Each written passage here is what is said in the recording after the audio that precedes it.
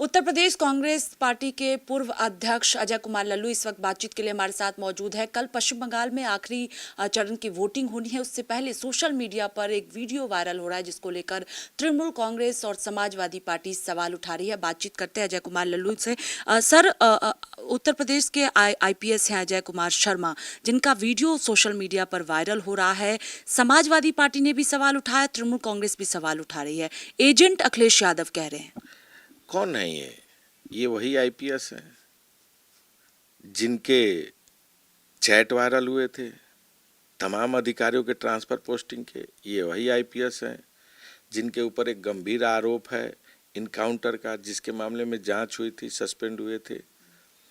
केवल अपने आका को खुश करने के लिए इस तरह के बयान को देकर वो चर्चा में बने रहना चाहते हैं। एक संवैधानिक पद पर बैठे व्यक्ति को, और खासकर संविधान का शपथ लेने वाले व्यक्ति को, न्याय की बात करने वाले व्यक्ति को, कि भाषा अगर इस तरह की होगी तो आप उस निष्पक्षता पर तो सवाल उठेगा। इनके गृह मंत्री भी वही भाषा बोल रहे हैं, इस सरकार के काट देंगे, मार देंगे, उल्टा लटका देंगे। उत्तर प्रदेश के मुख्यमंत्री भी जाकर इसी भाषा का इस्तेमाल कर रहे हैं, देश के प्रधानमंत्री भी इसी भाषा का इस्तेमाल कर रहे हैं। अगर एक आईपीएस अधिकारी इस तरह की भाषा को इस्तेमाल कर रहा है तो निश्चित तौर से सवाल तो उठेगा। अखिलेश यादव कह रहे हैं कि रामपुर में टेस्ट किए हुए ऑब्जर्वर को पश्चिम बंगाल में भेजा गया है। देखिए, ये जो आईपीएस हैं ये पहले से ही संदिग्ध लोग हैं और आयोग को संज्ञान लेना चाहिए। लेकिन आयोग से क्या हम उम्मीद करें? आयोग में बैठे हैं चुनाव आयोग ज्ञानेश कुमार जी देश के मतदाताओं की भावनाओं को लूट रहे हैं। दूसरी तरफ उनकी बेटी डीएम है नोएडा में, तो वहाँ अगर मजदूर आंदोलन कर रहे हैं, अपने अधिकार की बात करें, अपने मेहताना को बढ़ाने की बात करें, उन्हें लाठी डंडों से पीटकर जेल भेज रही हैं। तो कहीं ना कहीं आयोग और बीजेपी के अलायंस ने पूरे चुनाव को प्रभावित किया है। और निश्चित तौर से फिर भी हमारी मांग हो कि आयोग संज्ञान ले, क्योंकि अधिकारी समझा सकता है, धमका नहीं सकता है। और धमकाने वाला व्यक्ति निश्चित तौर से उसकी उपाधि, उसकी भाषा और उसका वक्तव्य दूसरे तरफ इशारा करता है, जो बेहद इस देश के लोकतंत्र के लिए निंदा का विषय है। क्या आप कार्रवाई की मांग कर रहे हैं? बिल्कुल मांग कर रहे हैं, ऐसे लोगों के खिलाफ कार्रवाई होनी चाहिए। एक और इससे हटकर एक सवाल है, आखिरी सवाल है कि गाजीपुर में जो घटना घटी उसको लेकर सियासत देखने को मिल रही है। यूपी सरकार के कैबिनेट मंत्री हैं ओम प्रकाश राजभर, वो कह रहे हैं कि इस तरह की घटना हुई नहीं है, आपस में संबंध थे और जो है विपक्षी दल माहौल खराब करने की कोशिश पूरी तरह से कर रहे हैं। कल गाजीपुर कांग्रेस का प्रतिनिधिमंडल गया भी था, आप भी उसमें शामिल थे। देखिए, माननीय मंत्री जी को पहले ये बात सोचना चाहिए कि पहले तो वो जो बेटी है वो नाबालिग है, घटना हुई है। उस बेटी के परिवार वालों ने आरोप लगाया है कि उसके साथ बलात्कार करके हत्या की गई है।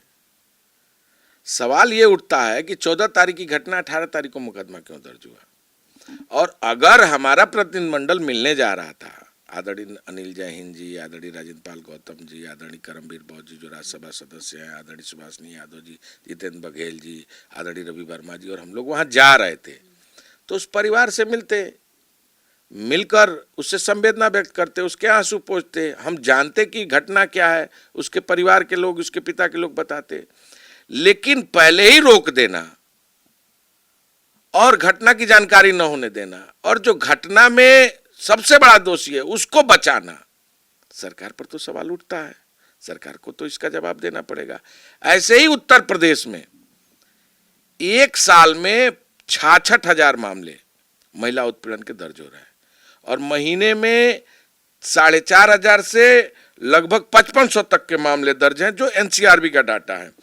और इतना ही नहीं, मथुरा में अभी छेड़छाड़ की घटना, जिसमें एक बेटी ने के साथ घटना हुई, उसने भी मुकदमा दर्ज कराया। आगरा में एक महिला द्वारा पति की हत्या का मामला सामने आ रहा था, वो भी मामला अभी सुर्खियों में है।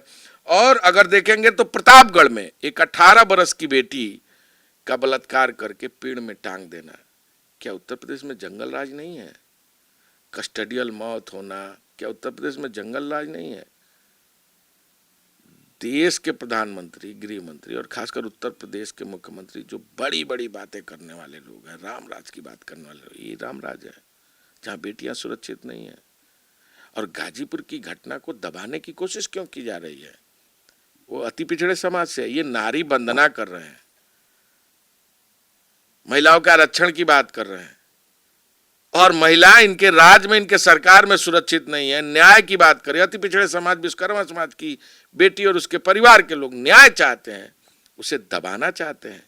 क्या छुपाना चाहते हैं योगी जी? इसलिए कि वो व्यक्ति जो इस पूरी घटना में मास्टरमाइंड है, उसको आप बचाना चाहते हैं, बचने नहीं देंगे। कांग्रेस पार्टी संघर्ष करेगी। आदरणीय राहुल गांधी जी ने भी संज्ञान लिया, आदरणीय प्रियंका गांधी जी ने भी ट्वीट करके इस पूरे घटना पर देश के सामने इस सरकार का चाल चेहरा और चरित्र सामने लाया है। निश्चित तौर से उत्तर प्रदेश में जंगल राज है, कानून का राज समाप्त हो गया। बहुत शुक्रिया बातचीत के लिए। कैमरा पर्सन सचिन के साथ स्वाति पाठक, भारत समाचार, दिल्ली।